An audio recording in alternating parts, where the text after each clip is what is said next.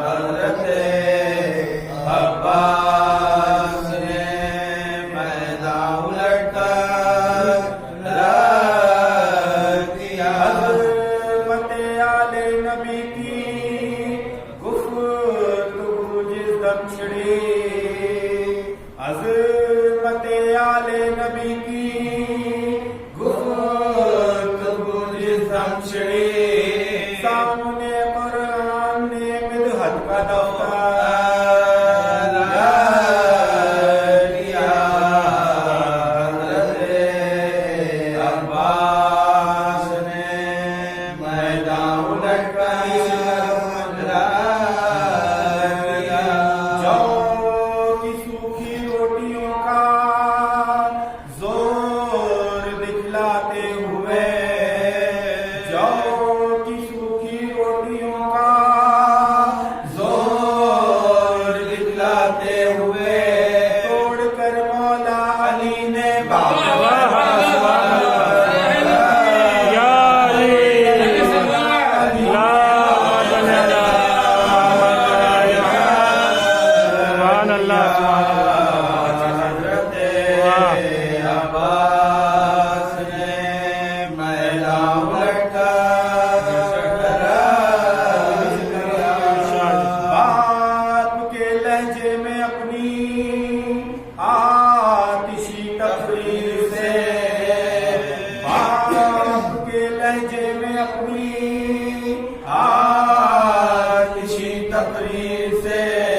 شام کا دربار زینب نے ہلا شام کا دربار زینب نے ہلا دیا حضرت عباس نے میدان الٹ دیا اپنی بے چینی سے اپنے بین سے بادے بدر اپنی بے چینی سے اپنے بین سے بادے بدر ننھی بچی نے ہلا کر قلب مادر دیا حضرت عباس نے میدان الٹ کر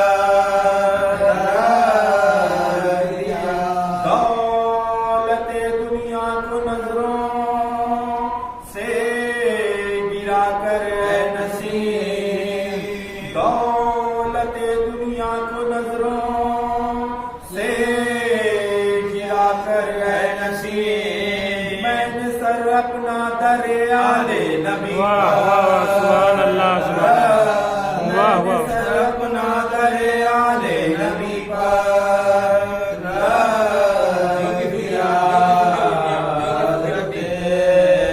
عباس نے میدان الٹ کر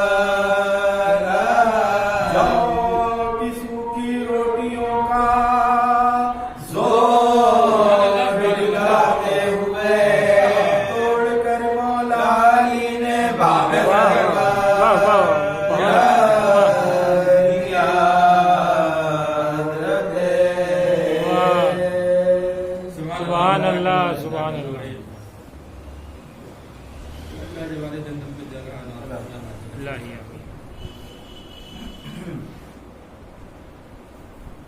ایک سورہ فاتحہ پڑھ کے بڑوں سے رشتہ حضرت ہاشمی نے سے حسین حضرت ہاشمی ان کو بخش دیں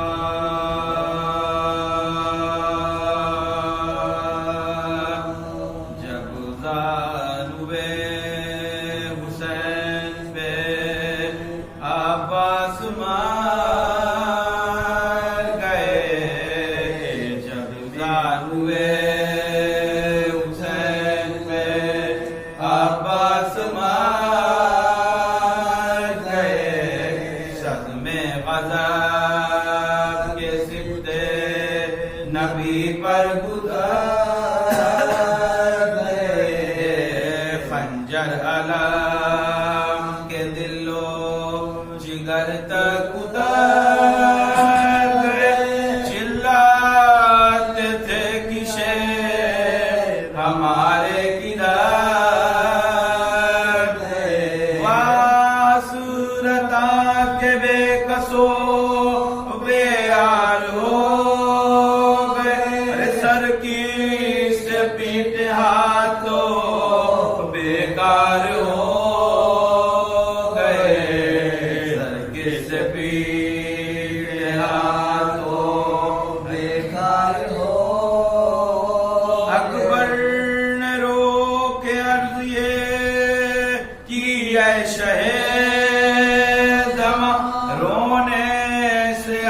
لیں گے نہ حضرت کے بھائی جان لے چلیے گھر میں لاشے علمدار نوجوان ایسا نہ ہو نکل پڑے خیمے سے بھی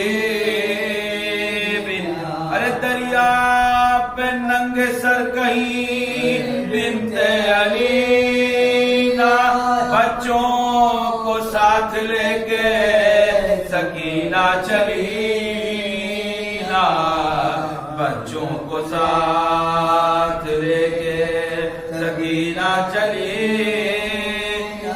ارے سمجھے یہ سب کے بعد ہوئے عباس کٹ گئے سیدانیوں کے تن سے لہو اور گھٹ گئے بچوں کے نانے ننے جگر غم سے پھٹ گئے رنگ اڑ گئے علم سے کلیجے الٹ ہر دل پہ برق رنجو غم و یاس گر پڑی نیچے کی سمت زوجہ عباس گر پڑی نیچے کی سمت زوجہ عباس گر ارے اکبر علم کو خیمے کے اندر جھکا کلا سر اپنا پیٹتے ہوئے گھر میں حسین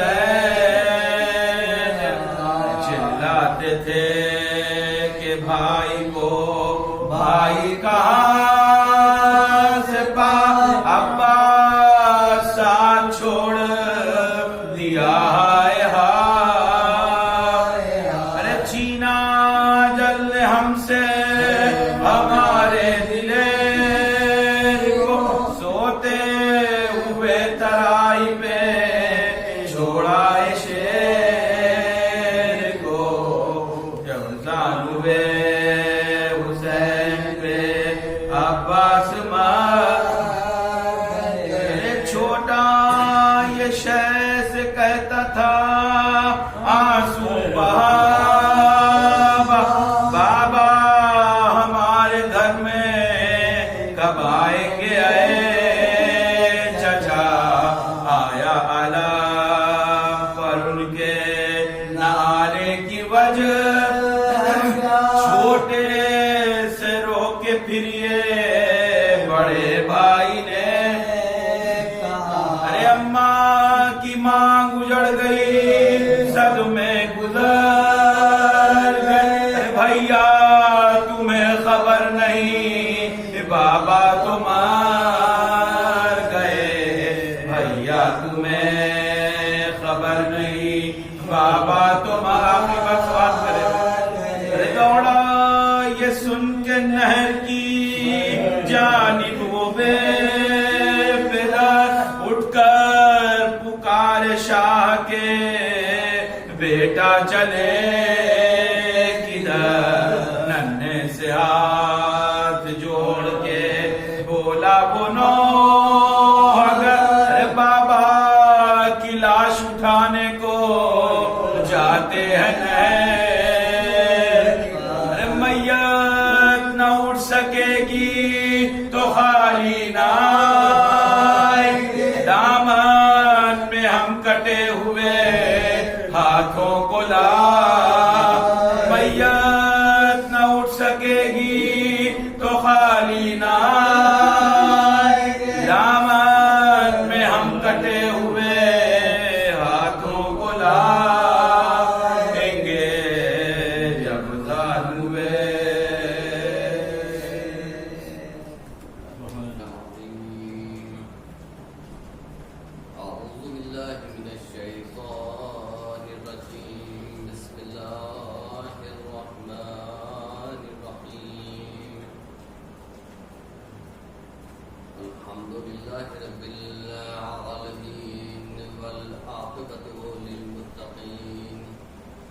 النار للعاصين والجنة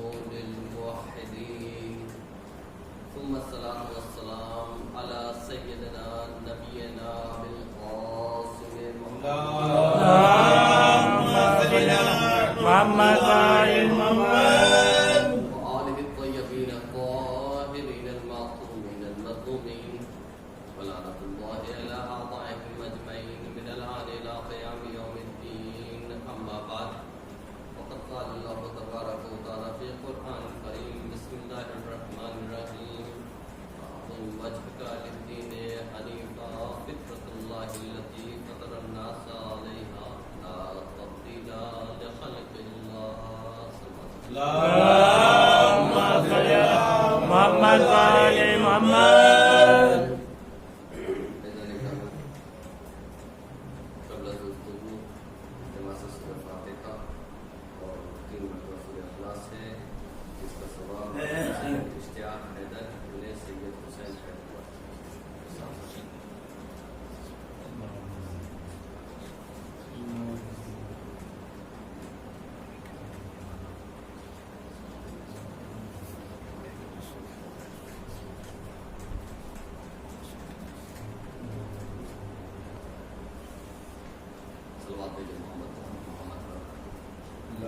اللهم صل على محمد وآل محمد.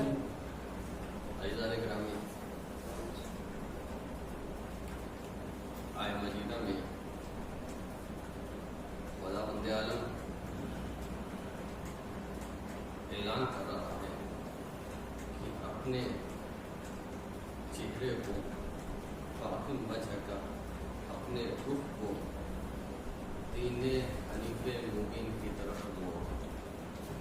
باطن وجہ کا دین حنیفہ فطرت اللہ التی فطر الناس علیہا، کیونکہ یہ دین عین مطابق فطرت ہے. جس طرح سے فطرت میں تبدیلی نہیں ہوتی اسی طرح سے دین میں بھی تبدیلی نہیں ہو سکتی. کسی بھی مخلوقات کے لیے دین میں اصلاً تبدیلی ممکن نہیں ہے. عزیزان گرامی، ہم انسانوں کی چند فطری ضرورتیں ہوتی ہیں. چند ضرورتیں ہوتی ہیں. بعض وہ ہوتی ہیں کہ جو فطری ہوتی ہیں، بعض وہ ہوتی ہیں جو غیر فطری ہوتی ہیں. فطری ضرورت مثلاً آکسیجن انسان کے لیے فطری ضرورت ہے. کھانا کھانا انسان کے لیے فطری ضرورت ہے. پانی پینا انسان کے لیے فطری ضرورت ہے. یہ وہ ضرورتیں ہیں کہ اگر انسان کو یہ ضرورتیں اگر حاصل نہ ہوں تو انسان کی زندگی ہی مشکل میں آ جائے گی. تو بعض ضرورتیں وہ ہوتی ہیں کہ جو فطری ہوتی ہیں، بعض ضرورتیں وہ ہوتی ہیں جو غیر فطری ہوتی ہیں. مثال کے طور پر بعض لوگوں کو تمباکو نوشی کی ضرورت ہوتی ہے، گٹکے کی ضرورت ہوتی ہے. یہ اگر فطری ضرورت نہیں ہے، اگر ان کا چند لوگوں کے ساتھ اٹھنا بیٹھنا نہ ہوتا، کچھ خیر خواہوں کے ساتھ اچھی نشست و برخاست نہ ہوتی، تو شاید یہ ضرورت ان کو محسوس ہی نہ ہوتی. ضرورت تو ضرورت ہے.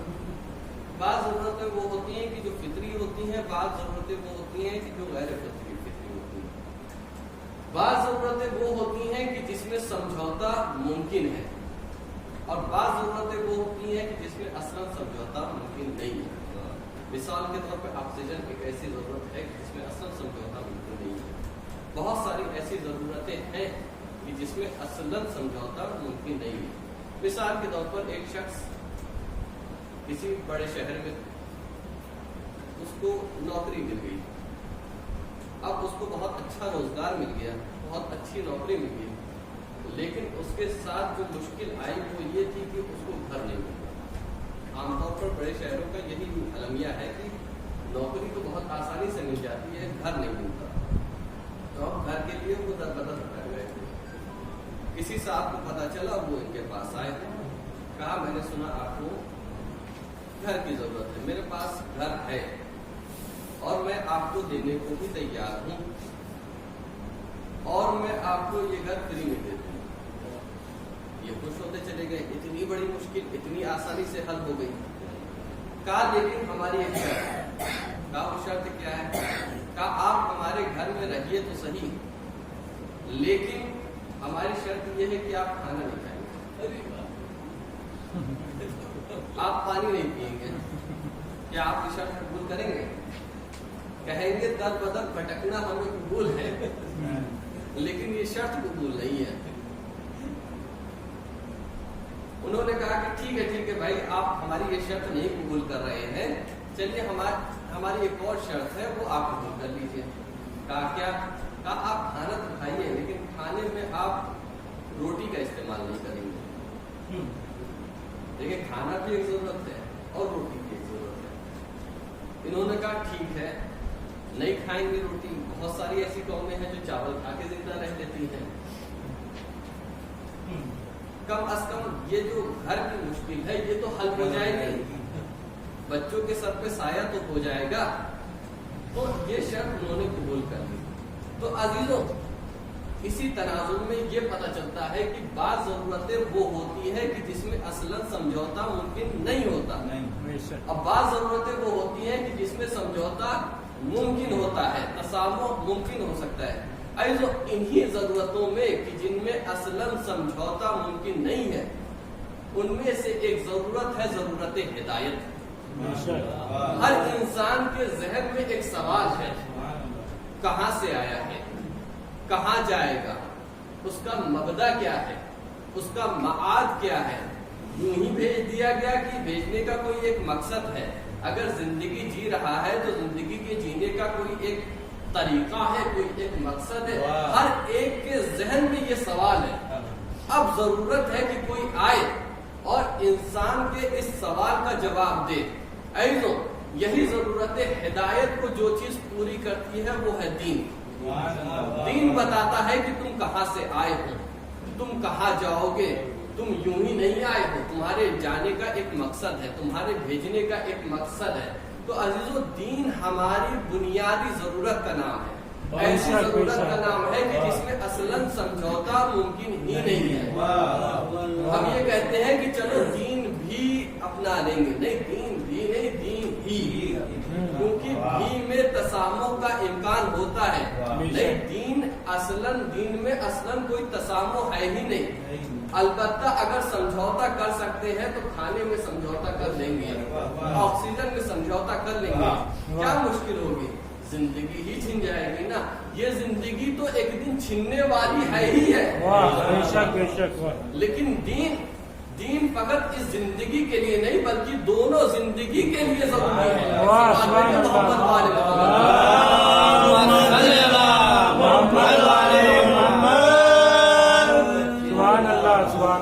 انسان میں اور حیوان میں ایک فرق ہے کہ حیوان کی فقط ایک زندگی ہوتی ہے.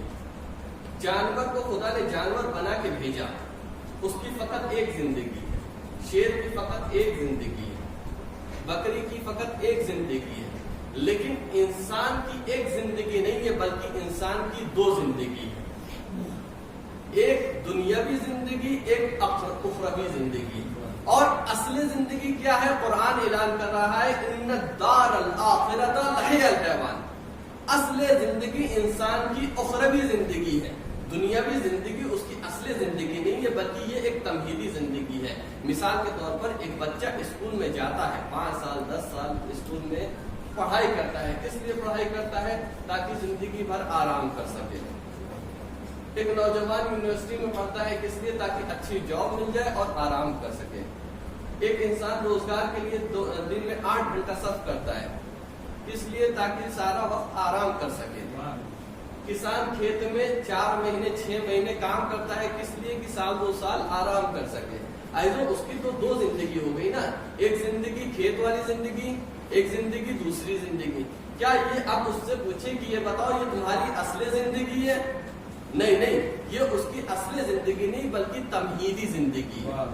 اصل زندگی کے لیے یہ ایک تمہید ہے. مثال کے طور پہ بچہ جب اسکول میں جاتا ہے, پڑھتا ہے, پڑھائی کس لیے کرتا ہے؟ تاکہ زندگی بھر آرام کر سکے. انسان 8 گھنٹہ روزگار میں صرف کرتا ہے تاکہ 16 گھنٹہ آرام کر سکے.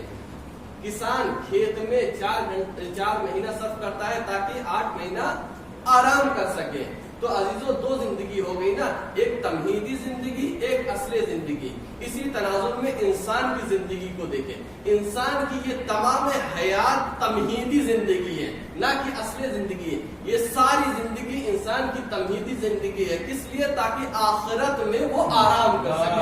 سبحان اللہ, سبحان اللہ. آخرت کی زندگی اصل زندگی ہے. سلوات بھیجے محمد والے.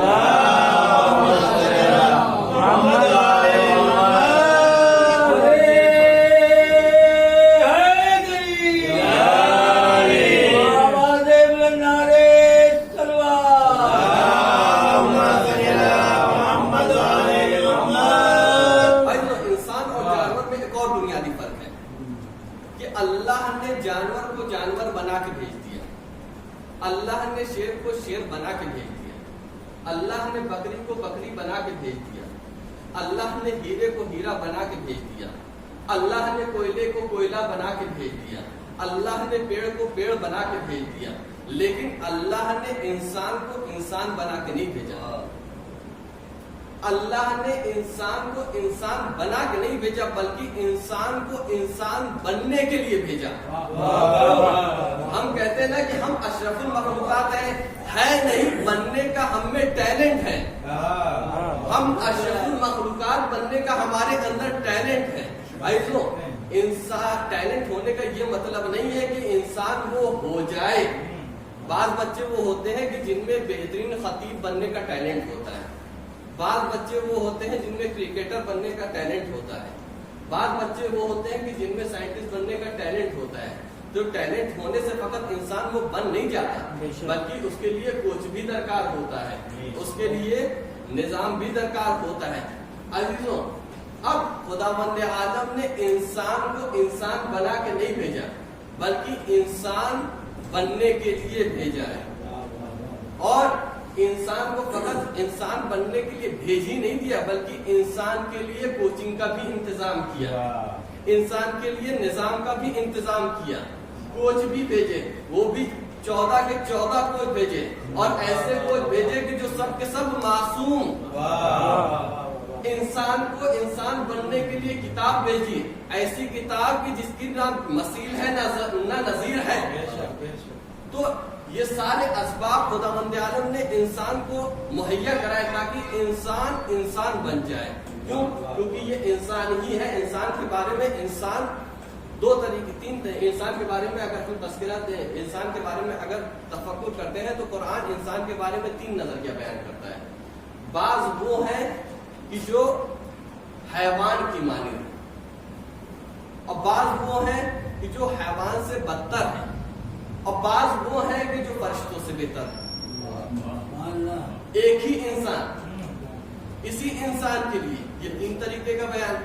ایسو ہم مولویوں کا 3 طریقے کا بیان ہو سکتا ہے, ہم کبھی مجمع بدلتا, ہمارا بیان بدلتا چلا جاتا ہے, لیکن اللہ کے بیان میں کبھی تبدیلی نہیں آتی. ایک انسان ہے, ایک ہی انسان کے لیے 3 طریقے کا بیان.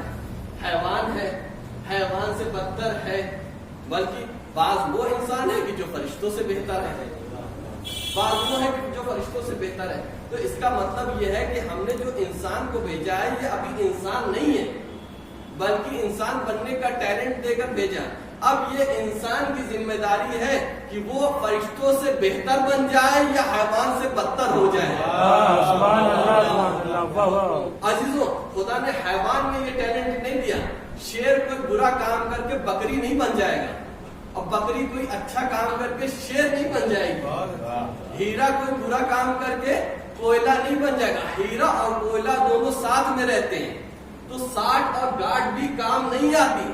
جو جیسا رہتا ہے ویسی فطرت میں وہ باقی رہ جاتا ہے. لیکن انسان کی فطرت میں خداوند عالم نے کمال بخشا ہے.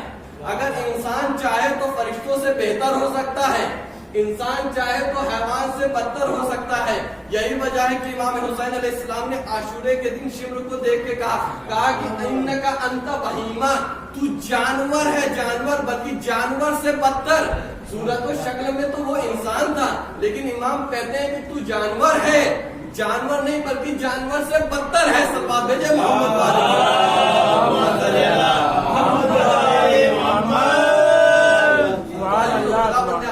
انسان کو انسان بننے کے لیے بھیجا, اور کوچ بھی بھیجے. ایک نہیں بلکہ 14 کوچ بھیجے, اور ایسے کوچ بھیجے کہ جو سب کے سب معصوم ہیں. اور کتاب بھیجی. کتاب کون سی؟ قرآن بھیجا, قرآن بھیجا. لیکن عزیزوں وہی دور ہے, وہی وقت ہے, وہی کوچ ہے. ایک ابو ذر بنا, ایک ابو جہل بن گیا. ایک ابو ذر بنا, ایک ابو جہل بن گیا. یہی فرق ہے انسان کی اور حیوان کی زندگی میں, کہ اگر انسان چاہے تو انسانی زندگی جی سکے, انسان چاہے تو حیوانی زندگی گزارے. تو ایک صلوات بھیجے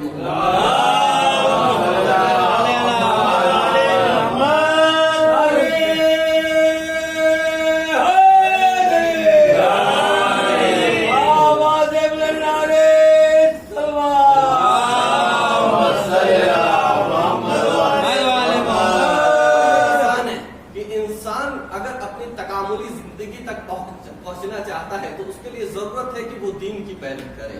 کیوں؟ کیونکہ انسان کے لیے فقط یہ دنیاوی زندگی نہیں بلکہ اخروی زندگی ہے. جب رسول اکرم سے اس سلسلے سے گفتگو ہوئی تو رسول اکرم نے موت کے بارے میں کیا بیان کیا. ہم کہتے ہیں کہ موت فنا کا نام ہے، لیکن موت فنا کا نام حیوان کے لیے نہ کہ انسان کے لیے. دو نظریے پائے جاتے ہیں نا. ایک نظریہ یہ ہے کہ موت فنا ہے، ایک نظریہ ہے کہ موت حیات ہے. جنہوں نے موت کے نظریے کو فنا لیا انہوں نے زندگی جانوروں کی زندگی گزاری. جنہوں نے موت کے بعد حیات کو سمجھا تو انہوں نے زندگی کو تکامل کے تحت زندگی گزاری. عزیزوں، جب رسول اکرم نے موت کا تذکرہ کیا تو کیا کہا یہ کہ الدنیا سجن للمومن، دنیا مومن کے لیے قید خانہ ہے. والجنت للکافر، اور کافر کے لیے یہی دنیا جنت ہے. میں نے دیکھا کہ بعض مومن وہ ہے بہت عیش و عشرت میں رہ رہے ہیں. آخر کیا مطلب ہے کہ رسول نے کہا کہ دنیا مومن کے لیے قید خانہ ہے، کافر کے لیے جہنم ہے. قید خانہ ہے، کافر کے لیے جنت ہے. کافر کے لیے جنت ہے، جبکہ کافر کو میں نے دیکھا بڑا پریشان حال تھا. لیکن جب اس کی تفسیر کی گئی تو تفسیر میں بتایا گیا کہ اس دنیا میں مومن کو چاہے جتنی سہولت مل جائے، اخروی سہولت کے مقابل میں دنیا کی تمام سہولتیں اس کے لیے قید خانہ ہے. اور کافر کے لیے اس دنیا میں جتنی مشقتیں ہو جائیں لیکن آخرت کی جو سزا اس کا انتظار کر رہی ہے اس کے مقابل میں یہ دنیا کی سزا جو ہے یہ اس کے لیے جنت ہے. واہ سبحان اللہ. اب جب موت کا تذکرہ کیا رسول نے تو کہا والموت جسر، موت ایک پل کا نام ہے. عزیزو، کبھی پل ہمیشہ ایک آبادی سے دوسری آبادی کو جوڑنے کے لیے بنایا جاتا ہے. کبھی پل کسی ایسی جگہ پہ نہیں بنایا جاتا کہ ایک طرف آبادی ہو، ایک طرف زندگی ہو، دوسری طرف زندگی نہ ہو. یہی رسول نے کہا کہ والموت جسر، موت پل ہے کہ جو انسان کو دنیاوی زندگی سے نکال کر ابدی زندگی کی طرف لے کے جاتا ہے. بے شک بے شک. واہ.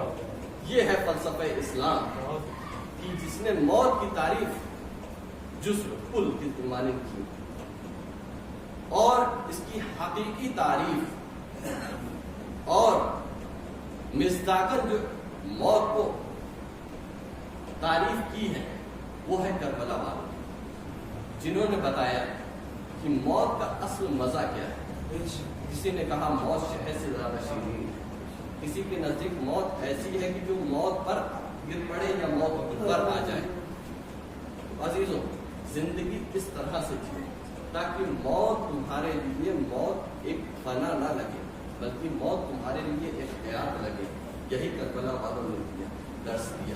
عزیزوں، کربلا میں حسین نے بہت ساری قربانیاں دی، بہت ساری قربانیاں دی. اور حسین نے وہ قربانیاں دی کہ جو رہتی دنیا تک جس کی کوئی نہ مسیح مل سکتی ہے نہ نظیر مل سکتی. حسین نے سب کو اجازت شہادت دی. ایسو کربلا میں حسین کی قربانی کا معیار دیکھیں گے. حسین کو جو سب سے زیادہ عزیز تھا حسین نے اس کو فوراً اجازت دی. کربلا میں جب اولو محمد اجازت لینے کے لیے آئے حسین نے اجازت نہیں دی. جب تک ہم بی بی زینب نہیں آ گئی تب تک حسین نے اجازت نہیں دی. قاسم اجازت کے لیے آئے، جب تک پاپا کی وصیت نہ لے آئے تب تک قاسم کو اجازت نہیں دی. لیکن جب علی اکبر حسین کے پاس اس میں جہاد کے لیے آئے تو حسین کی روایتوں میں ملتا ہے استأذنا فاستأذن. جیسے ہی اکبر نے حسین سے اجازت شہادت مانگی حسین نے فوراً اجازت دے دی. پل بھر کے لیے بھی حسین نے سوچا نہیں. میں کہہ رہا ہوں کہ حسین کو علی اکبر سب سے زیادہ عزیز تھے. حسین کو قاسم بھی عزیز تھے، حسین کو اولو محمد بھی عزیز تھے، حسین کو عباس بھی عزیز تھے.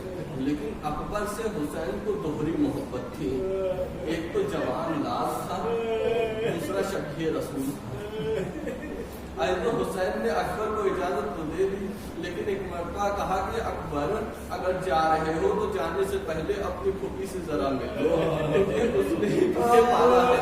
اب ایک مرتبہ اکبر خیمے میں آتے ہیں، اب خیمے میں آنا تھا کہ ایک مرتبہ کوہرام برپا ہو گیا کہ اکبر ہمیں اس غربت میں چھوڑے جا رہے ہو۔ ایک مرتبہ اکبر بی بی زینب کے قریب آتے ہیں، آنے کے بعد کہتے ہیں پھوپھی اب میں رخصت کے لیے آیا ہوں۔ جناب زینب نے کہا کہ میں نے تمہیں کیا اسی دن کے لیے پالا تھا؟ اماں اگر آپ مجھے اجازت نہ دو گی تو اکبر جہاد کے لیے نہ جائے گا۔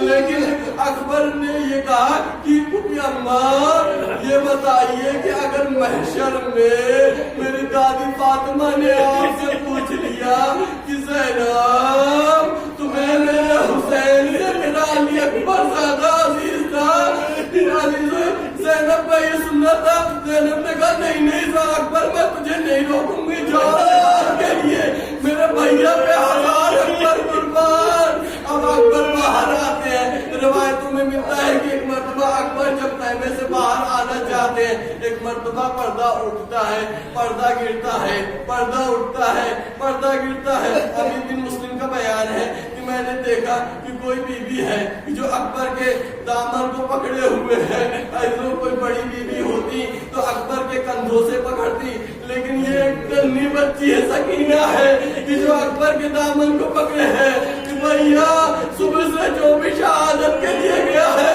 وہ واپس نہیں آیا ہے۔ جہاد کے لیے نکلتے ہیں، اکبر سوار ہوتے ہیں، تھوڑا آگے اکبر بڑھتے ہیں، ایک مرتبہ اکبر آگے بڑھتے ہیں تو ایسا محسوس ہوتا ہے کہ جیسے کوئی زمین کربلا پہ گر گیا ہو۔ اب اکبر پلٹ کے دیکھتے ہیں وہ بوڑھا باپ ہے جو زمین پہ گرا ہوا ہے، پلٹ کے آتے ہیں کہتے ہیں بابا آپ نے تو اسے جہاد دے دیا تھا۔ حسین کہتے ہیں بیٹا اکبر اگر تم صاحب اولاد ہوتے ہیں تو اولاد کا درس ہوتے ہیں، بیٹا جب تک جانا جاؤ میں تجھے روکتا نہیں، لیکن جب تک ہو سکے مڑ مڑ کے مجھے دیکھتے رہنا۔ ایک مرتبہ اکبر میدان میں جاتے ہیں، جنگ کرتے ہیں، جنگ کرتے کرتے جب زین سے زمین پہ آتے ہیں، ایک مرتبہ بابا کو سلام آخر کرتے ہیں۔ حسین کی کیفیت یہ ہے کہ حسین اکبر کے جنازے پر جاتے ہیں، اس طرح سے جاتے ہیں، کبھی گرتے ہیں کبھی اٹھتے ہیں، کبھی گرتے ہیں کبھی اٹھتے ہیں۔ ایک مرتبہ حسین ندا دیتے ہیں یا علی یا علی یا علی، مجھے سمجھ میں نہیں آیا حسین نے جفار علی کو بلا رہے ہیں یا علی اکبر کو بلا رہے ہیں۔ ایک مرتبہ حسین ندا دیتے ہیں اے علی اکبر آواز دو، میری بینائی چلی گئی۔ ایک مرتبہ حسین اکبر کے لاشے پہ جاتے ہیں، اکبر کی روح پرواز کر جاتی ہے، اب جاتے ہیں حسین اکبر کے جنازے کو خانقاہ تک لائے۔ ابھی تھوڑی دیر پہلے ہی حسین ہر کے بیٹے کے جنازے کو لے کے آئے، قاسم اور محمد کے جنازے کو لے کے آئے، لیکن عزیزو اکبر کا جنازہ اتنا بھاری ہو گیا کہ حسین سے لایا نہیں جا رہا ہے۔ اب حسین نے ندا کی اے بنی ہاشم کے بچوں آہو اکبر کے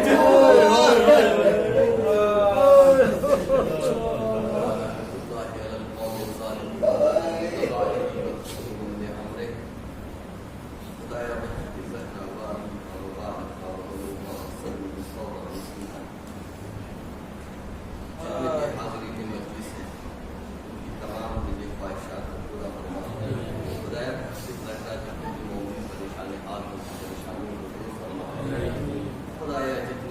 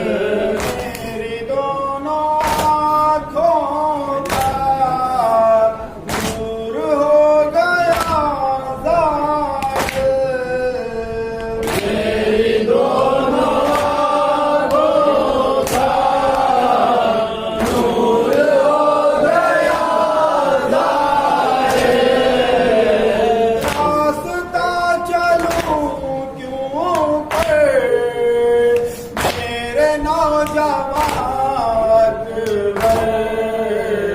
بولے شاہ پیر ہو کر میرے نوجوان